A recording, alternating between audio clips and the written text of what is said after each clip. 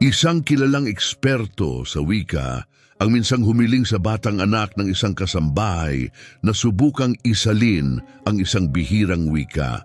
Ang hindi niya alam, ang dalagita ay isang henyo sa mga salita.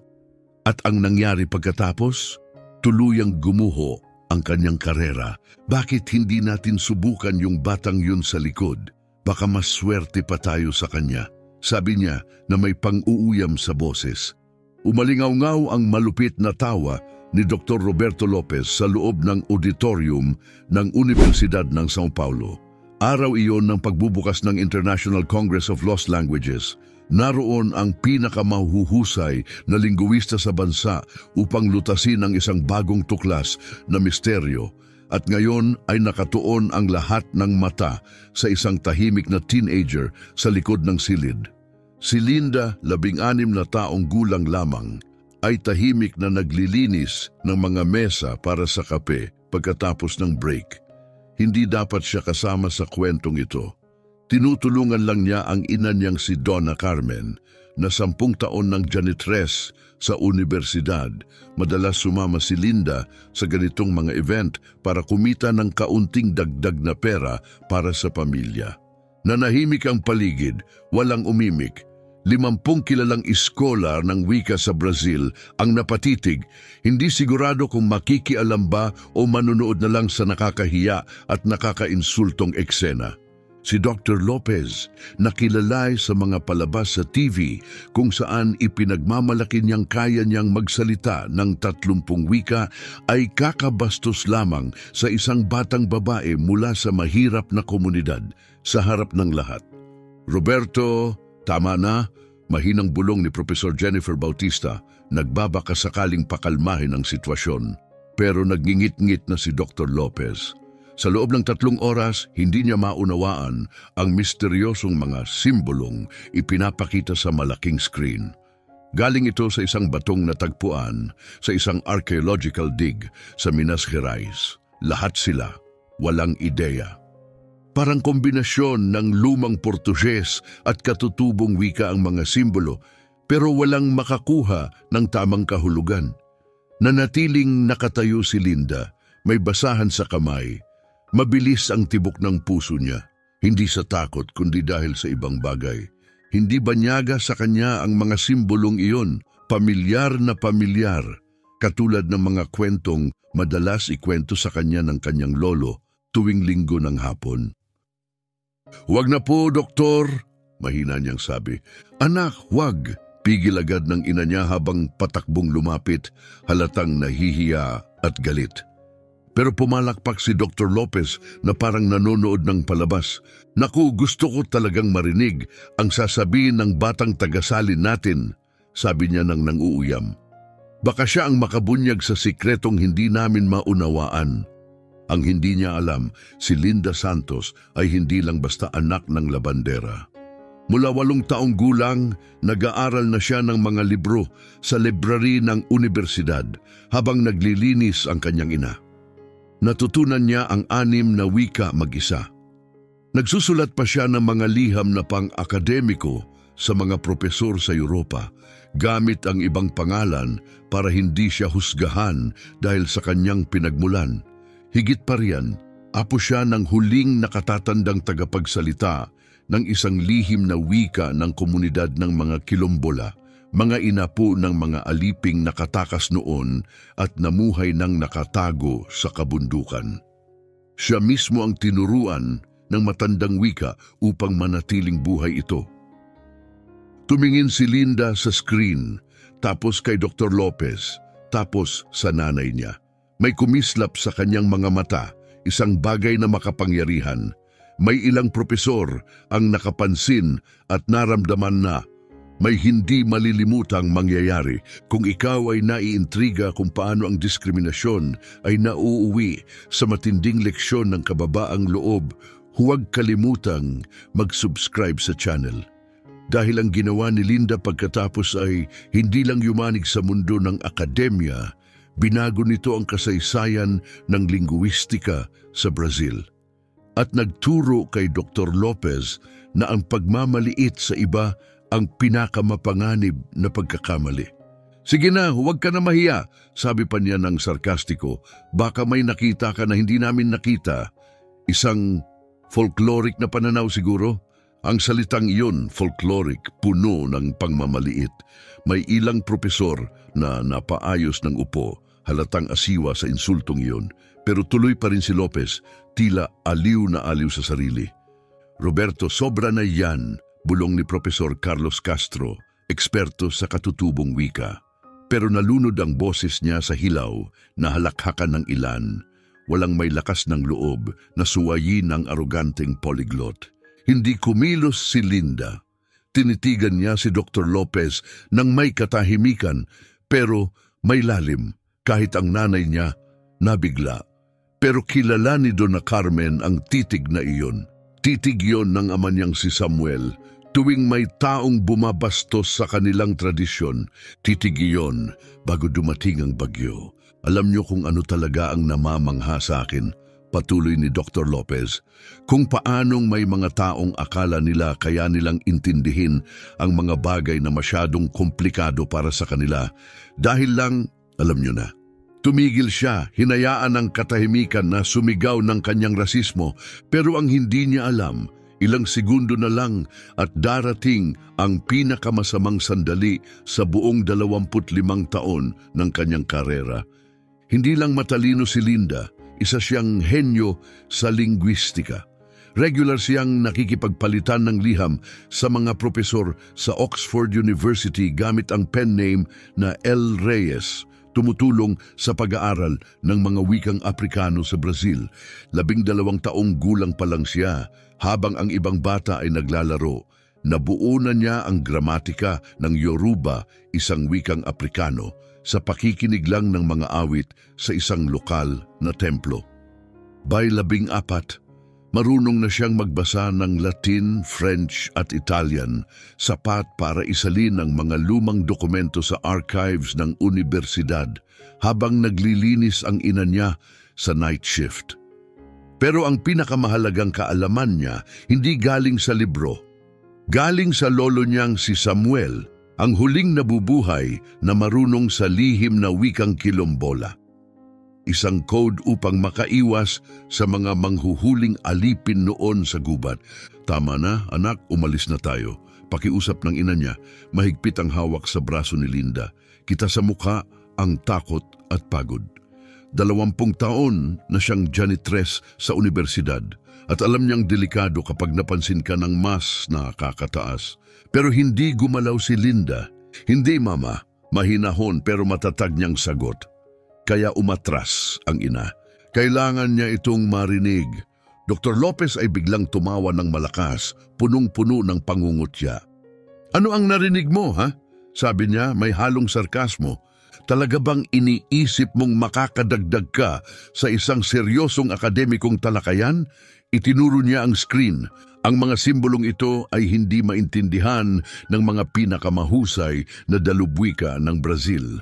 Ano naman ang maaaring alam ng isang tulad mo tungkol dito? Tumigil siya ng may dramatikong katahimikan. Ibig kong sabihin isa kang galing sa anong pinanggalingan nga ba? Nakatuon na ang buong silid sa palitan nila. Ilang propesor ang halatang hindi komportable, nagkakandara pa sa kanilang mga upuan. Pero wala ni isa ang naglakas loob na salungatin si Dr. Lopez. Sa huli, siya ang bituin, ang madalas lumalabas sa telebisyon, ang pinakakinukuhang sipi ng mga pahayagan, ang ipinagmamalaki ng universidad. Ngunit nagsalita si Linda, tahimik ngunit matatag ang boses. Sa totoo lang, sabi niya, kilala ko ang pagsulat na to dahil itinuro sa akin ng aking lolo sa tuhod. Bumagsak ang mabigat na katahimikan sa silid. Maririnig mo ang ugong ng air conditioning. Kumurap si Dr. Lopez ng ilang ulit, parang hindi sigurado kung tama ang dinig niya. Ang lolo sa tuhod mo? Tanong niya bago muling tumawa. Ngayon ay mas malakas pa. Ay, kay cute. At saan naman siya nag-aral ng historical linguistics? Sa Universidad ng Buhay? Sumagot si Linda ng walang emosyon. Isa siyang kilombola, isa sa huli na nagsasalita ng wika ng mga tumakas na alipin. Inulit ni Dr. Lopez ang salitang kilombola na tila isa lamang biro. Kilombola, napaka-poetiko. Ano ngayon, sasabihin mong ang batong ito ay may mga resipe ng pagluluto? O baka gabay sa paggawa ng rapadura? May ilang nagtawanan pero pilit. Hindi totoo, para bang hindi nila alam kung paano tutugon.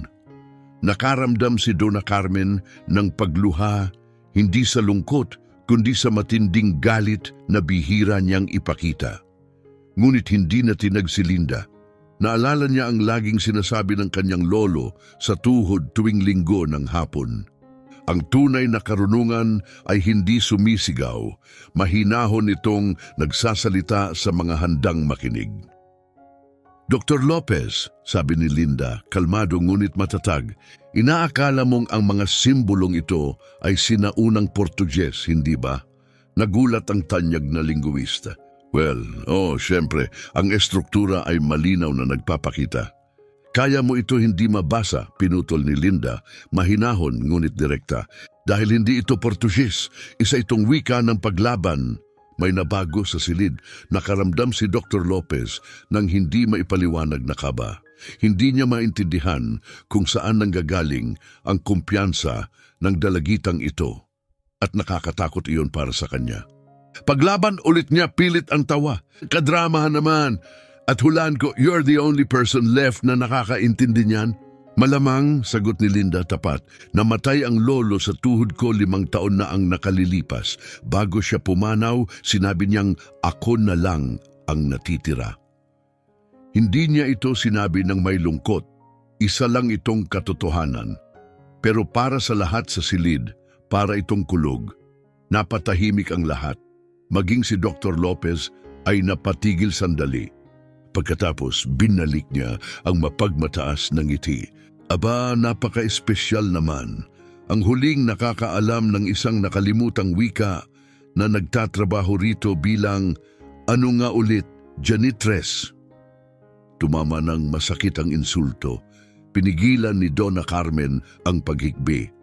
Pero nanatiling matatag si Linda. May nakita sa mga mata niya, isang bagay na matibay, sinauna, na nagpagising sa ilang propesor. Hindi lang ito isa pang nakakailang eksena, may nagbabago. Sige kung ganon, sabi ni Dr. Lopez, kunwaring mapagbigay. Tingnan natin ang iyong karunungang ninuno. Isalin mo ang unang linya. Itinuro niya ang screen gamit ang pulang laser. Patunayan mong hindi ka lang nag-iimbento. Tiningnan ni Linda ang mga simbolo, si Dr. Lopez at ang kanyang ina. Sa mukha ng ina, pagod at inapi, may apoy na muling sumiklab sa kanya.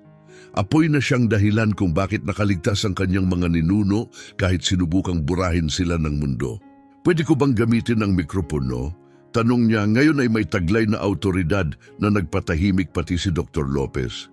Tumingin siya sa paligid at napansin na ang buong silid ay tutok na sa kanya. Wala nang atrasan.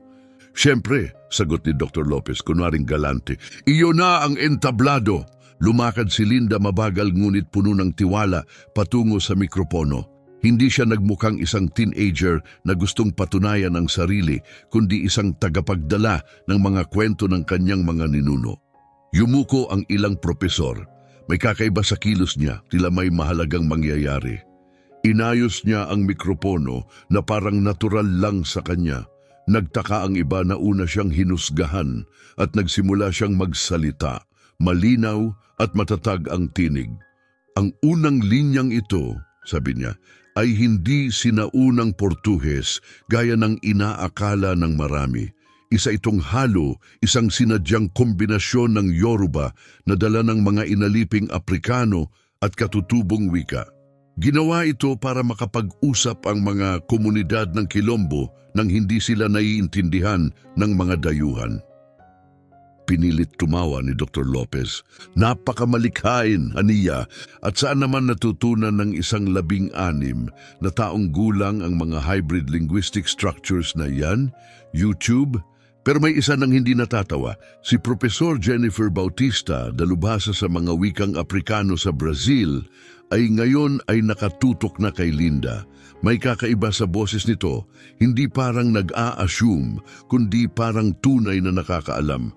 Hindi ito basta kumpiyansa, ito ay pagkaunawa. At ito ang simula ng pagbabagong magpapayanig sa silid na iyon at sa kanilang mga paniniwala. Pakiusap, ipagpatuloy mo daw, sabi ni Professor Jennifer, hindi pinansin ang matalim na tingin ni Dr. Lopez. Itinuro ni Linda ang mga simbolo sa screen. Itong una, anya, yung binasa niyong bundok, hindi yon ang ibig sabihin. Ang tunay na kahulugan nito ay isang lugar na maaaring pagtaguan. Lumipat siya sa susunod na simbolo. At ito, hindi ito ilog. Ibig sabihin nito ay isang landas na nawawala. Pagkatapos ay binasa niya ng buo ang parirala. Kung saan nagtatagpo ang nawawalang landas at ang taguan, doon iniwan ng mga kapatid ng kalayaan ang kanilang mga pangalan. Tumahimik ang buong silid, walang kumibo, ngunit bigla nagsimulang kumilos ang mga propesor. May mga nagsusulat, may nagtatype ng mabilis.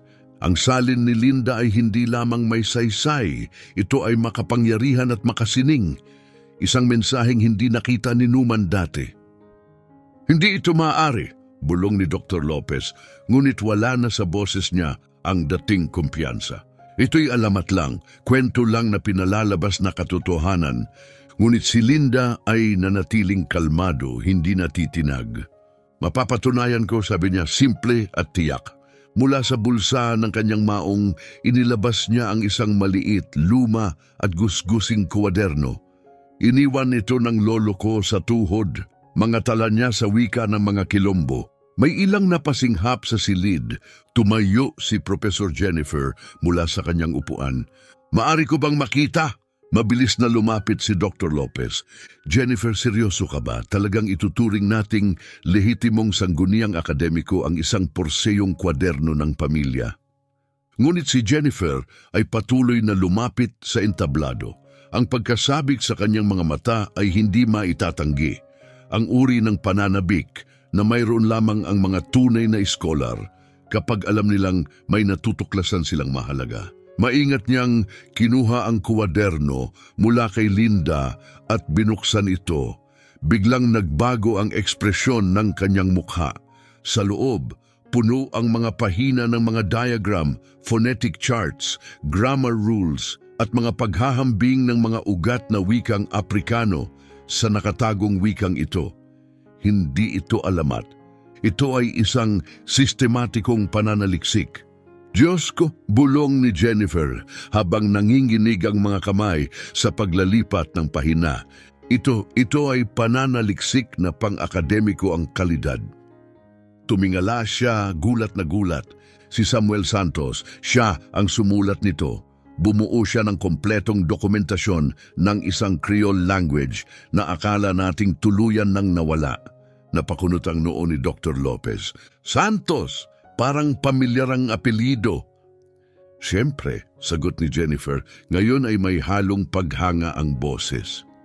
Si Samuel Santos ay isa sa mga pinakagalang-galang na Afro-Brazilian linguist noong dekada 80. Nagsulat siya ng 3 revolusyonaryong papel tungkol sa pagpapanatili ng mga wikang Quilombola at pagkatapos ay biglang nawala sa akademya. Nanikip ang dibdib ni Linda. Hindi niya kailanman nakilala ang kanyang lolo sa tuhod, pero ngayon naririnig niyang binabanggit ito ng may paghanga ng mga estranghero. Sabi niya sa akin, mahinang sambit ni Linda, na ayaw na niyang makipagtrabaho sa mga universidad. Mas gusto niyang turuan ng mga bata sa aming komunidad. Lalo pang lumalim ang paghanga sa mata ni Jennifer. At ikaw, apo ka niya? Apo sa tuhod, mahinahong sagot ni Linda. Sa sandaling iyon, parang nawala ang lupa sa ilalim ni Dr. Lopez. Hindi lang basta iginagalang si Samuel Santos, isa siyang alamat, Isang pangalan na kilala ng bawat seryosong lingguista sa Brazil at ginamit na pala ni Lopez ang kanyang mga akda noon sa simula ng kanyang karera. Hindi ito nagbabago ng anuman, sabi niya, paos na ang boses. Isang teenager lang, to na basta-basta na lang nagtatranslate ng hindi maintindihan ng mga eksperto. Mga eksperto, tulad mo, sabat ni Linda, magalang pa rin ang tono, ngunit ngayon ay may dalang autoridad. Sa buong paggalang, Dr. Lopez, 3 oras mong tinrato ang inskripsyong ito na parang lumalang na Portuges. Pero itinuro sa akin ng aking lolo sa tuhod ang isang mahalagang bagay. Ang wika ng mga Kilombo ay hindi tungkol sa mababaw na kahulugan. Ito ay may mga nakatagong antas para maprotektahan ng kaalaman mula sa mga maaaring abusuhin ito. Lumapit siya sa screen at itinuro ang isang bahagi ng simbolo. Sinabi mong ito ay pandiwa sa nakaraan, pero hindi. Isa itong tagapagpahiwatig ng panahon.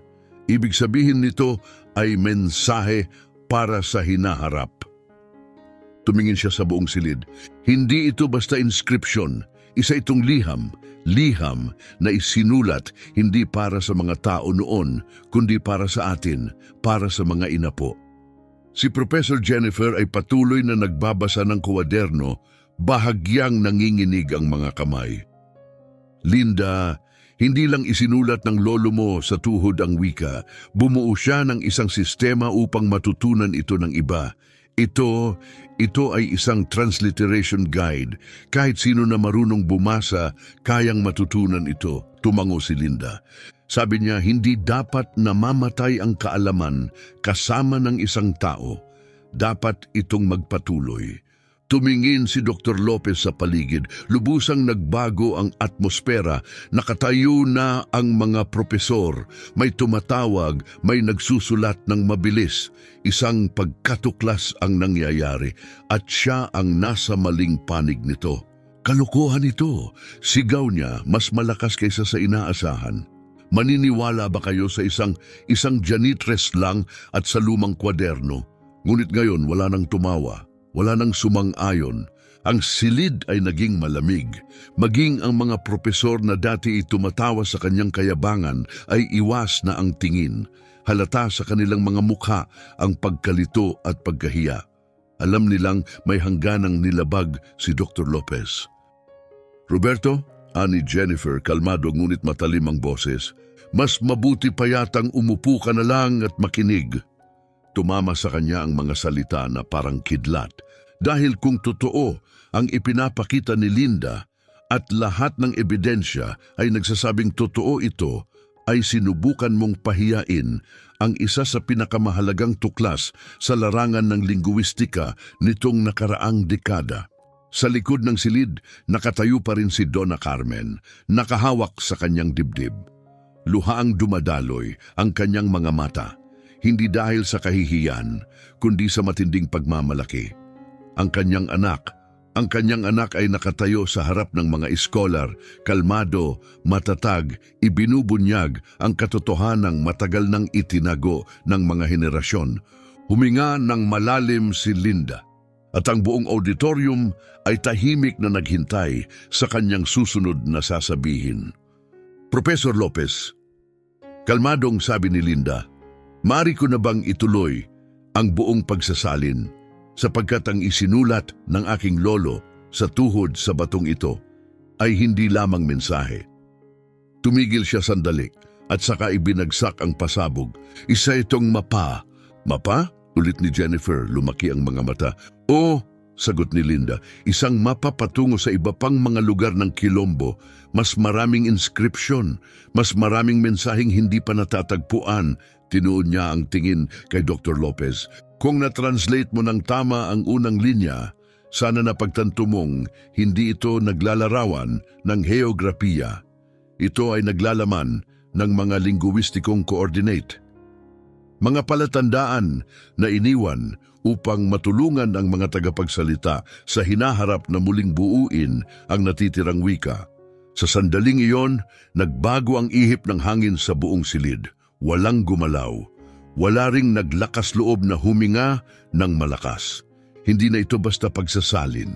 Ito ay pagbubunyag ng isang nakatagong network, isang nakakode na landas na posibleng magbago ng pananaw sa kasaysayan ng kultura ng Brazil. Bumagsak si Dr. Lopez sa pinakamalapit na upuan. Ang kayabangan niya'y naglaho, napalitan ng pamamanhid at hindi makapaniwalang pagkagulat. Ngayon lang niya lubos na naunawaan, hindi lang niya pinagtawanan ang isang teenager.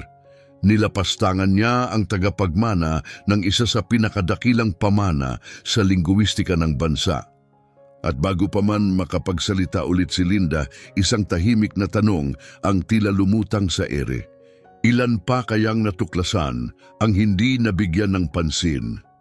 Dahil lamang sa kulay ng balat o sa propesyon ng nagdala nito.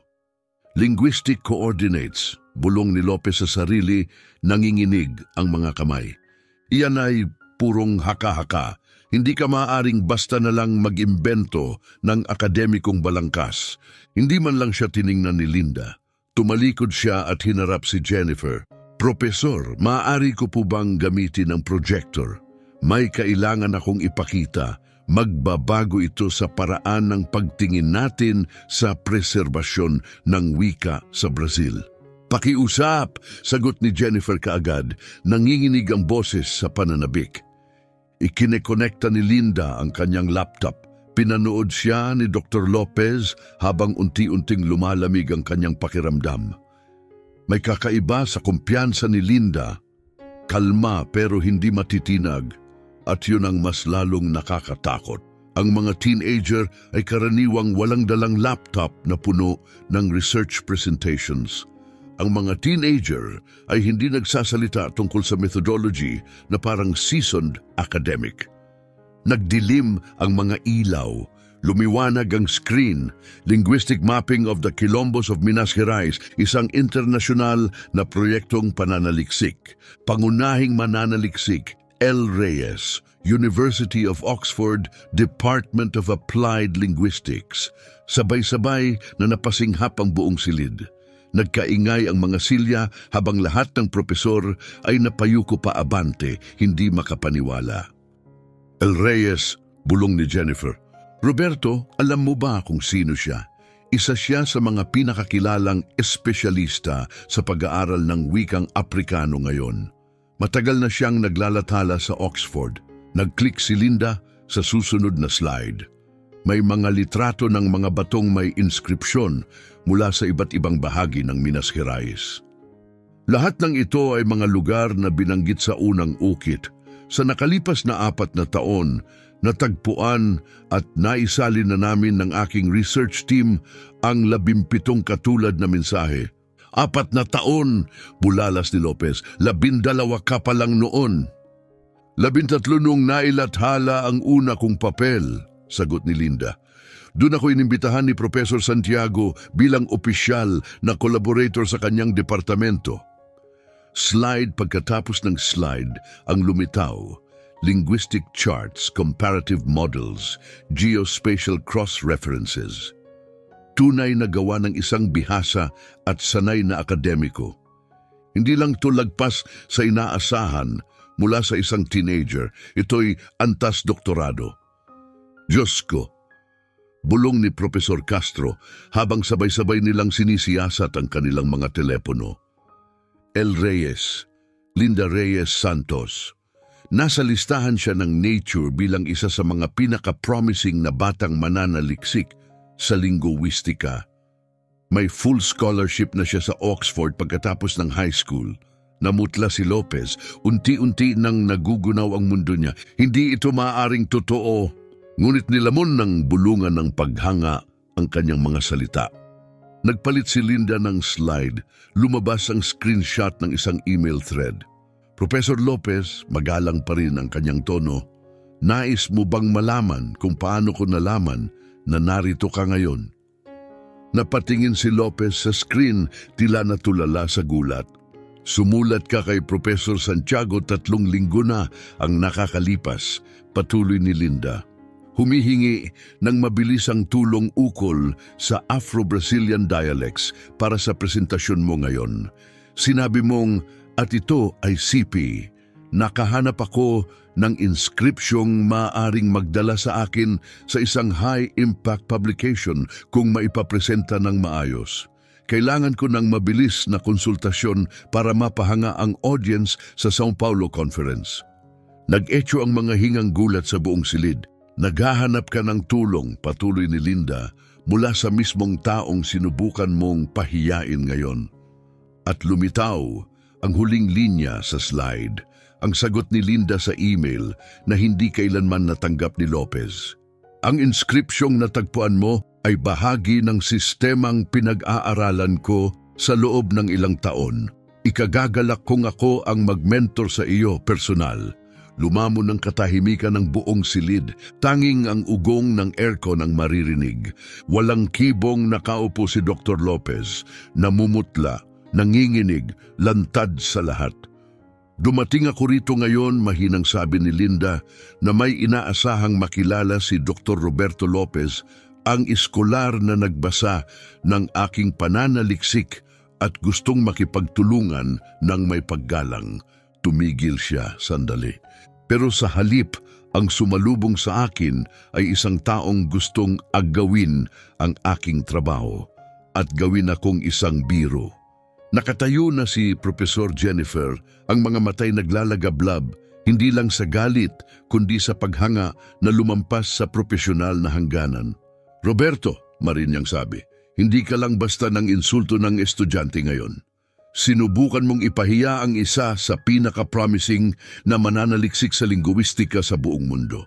Sa edad na 16, mas marami na siyang naiambag sa larangang ito kaysa sa ilan sa atin sa buong karera. Binuksan ni Dr. Lopez ang kanyang bibig upang sumagot, ngunit walang salitang lumabas. Sa paligid niya, ang parehong mga kasamahan na kanina'y tumatawa sa kanyang mapangutyang mga biro ay ngayon ay nakatingin sa kanya ng may tahimik na pagkasuklam. Malinaw sa kanilang mga mukha, nahihiya sila na hindi sila agad tumindig. Nag-click si Linda sa huling slide. Ang pinakamalungkot na bahagi, mahina niyang sabi, ay na may talento ka talaga. Nabasa ko ang ilan sa iyong mga unang pananaliksik mula dekada 70. Nakakamangha, tumigil siya sandali. Pero sa pagdaan ng panahon, tila inakala mong ang kaalaman ay kapangyarihan para sa pagmamataas. At ang talino ay lisensya para sa pagiging mapang-api. Lumabas sa slide ang akademikong resume ni Linda. 3 nailathalang artikulo sa mga prestihiyosong journal, 2 presentasyon sa mga komperensya sa Europa, kasanayan sa 7 wika, at pakikipagtulungan sa mga universidad sa 3 kontinente. Hindi lang ako anak ng tagalinis ng mesa, sabi ni Linda, diretsong nakatitig kay Lopez. Ako si Linda Santos, isa akong mananaliksik sa linguistika na konektado sa Oxford University. Ang espesyalisasyon ko ay sa preserbasyon ng mga wikang Aprikano sa Brazil. At oo, ako ay buong pusong anak ni Donna Carmen na nagtatrabaho ng may dangal upang makapag-aral ako. Sa wakas ay nakahanap ng tinig si Dr. Lopez. Halos hindi marinig. Hindi ko alam, may bulong niya. Paano ko malalamang iyan mismo ang problema, sagot ni Linda tahimik ngunit tiyak. Hindi umangat ang kanyang boses, hindi kailangan. Kailanman ay hindi mo sinubukang alamin. Nakita mo lang ang isang dalagitang naglilinis ng mesa at agad mong inisip na wala siyang maiaambag. Tumigil siya. Ang lalim ng iyong pagkiling, hindi mo man lang nakilala ang kahusayan kahit nasa harapan mo na. Napuno ng pagbulong at paghikabig ang silid. May ilan sa mga propesor na napapilipit sa kanilang mga upuan, nahihiyang hindi nila kinontra si Lopez kanina. Ang iba naman ay kuha ng litrato ng slides, nadama nilang sila'y nasasaksihan ang isang mahalagang yugto sa kanilang larangan.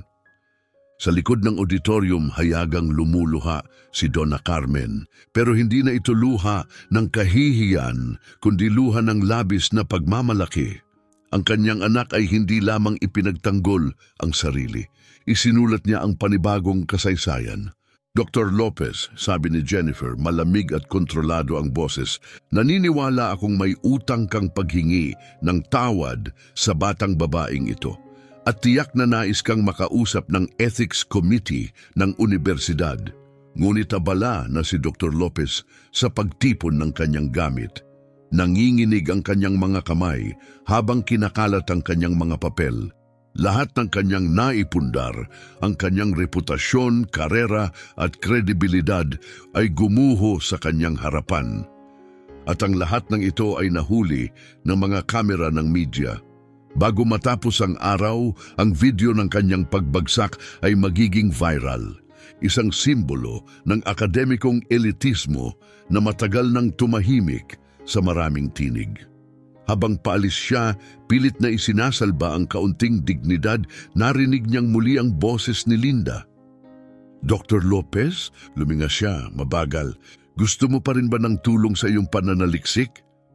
Ang tanong ay binigkas ng magalang, may mapayapang ironya. Ngunit dumagundong ang dating nito sa buong silid. Iyon ang huling dagok. Tumalilis si Dr. Lopez palabas, iniwan hindi lang ang kanyang kayabangan, kundi pati ang ilusyon na maibabalik pa ang kanyang karera. Sapagkat minsan, hindi kailangan ng hustisya ang paghihiganti. Minsan, kailangan lang nito ang katotohanan, ipahayag ng malinaw ng isang taong tumangging patahimikin. At habang naglaho si Dr. Lopez sa mahabang pasilyo ng universidad na ngayon ay magdududa sa lahat ng kanyang naiambag, nananatili si Linda sa entablado. Hindi bilang babaeng naglilinis ng mesa, kundi bilang kung sino siya mula pa noon, isa sa pinakamaliwanag na isip ng kanyang henerasyon. Sa isang maliit na apartment malayo sa campus, mag-isa si Dr. Roberto Lopez habang pinapanood ang evening news. Hindi maikakaila ang headline, Linda Santos, pinakabatang associate researcher ng Oxford sa kasaysayan. Makikita sa footage si Linda na ngumingiti pagdating sa UK. Nagpalakpakan ang mga tao, dumagsa ang mga panayam. Ang video ng kanyang pagtindig kay Lopez, 15 milyong views sa loob ng isang linggo. Tinanggal siya ng University of São Paulo sa tungkulin dahil sa pagkilos na hindi naaayon sa mga prinsipyong akademiko. Mga TV appearance, kanselado. Mga paanyaya sa kumperensya, wala na. Maging ang kanyang mga lumang pananaliksik, isinailalim sa pagsusuri. Samantala si Linda ay naging pandaigdigang pangalan. Naglunsad ang gobyerno ng Brazil ng pambansang programa sa preserbasyon ng wika. Sa ilalim ng kanyang pamumuno, binili ng Netflix ang karapatan sa kanyang kwento. Naguunahan ang mga universidad sa mundo na makipagtulungan sa kanya. At si Donna Carmen, siya na ngayon ang direktor ng Cultural Center na itinatag ni Linda sa kanilang dating komunidad. Nagtuturo sa mga bata tungkol sa kanilang pinagmulan, wika at ang tagong talino ng kanilang mga ugat. Ang kanyang sweldo, 10 beses na higit kaysa dati. Tinanong si Linda sa isang panayam sa telebisyon, ano ang pinakamagandang anyo ng paghihiganti? Ang sagot niya ay naging ikoniko. Hindi ito tungkol sa paggiba sa mga taong humahadlang sa iyo. Ito'y tungkol sa pagbuo ng isang bagay na napakabihira. Nagugulin nila ang natitirang buhay nila sa pagtanong kung paano nila hindi nakita ang liwanag mo, kahit nasa harap na nila ito. Pinatay ni Dr. Lopez ang TV at naupo sa kadiliman. Huli na para sa kanya, natutunan niya ang pinakamasakit na aral na ang talino ay hindi nakabase sa estado, kulay o yaman, kundi sa karunungan, katatagan at tapang. Hindi lang ito ipinaalala ni Linda Santos sa mundo, pinatunayan niya ito.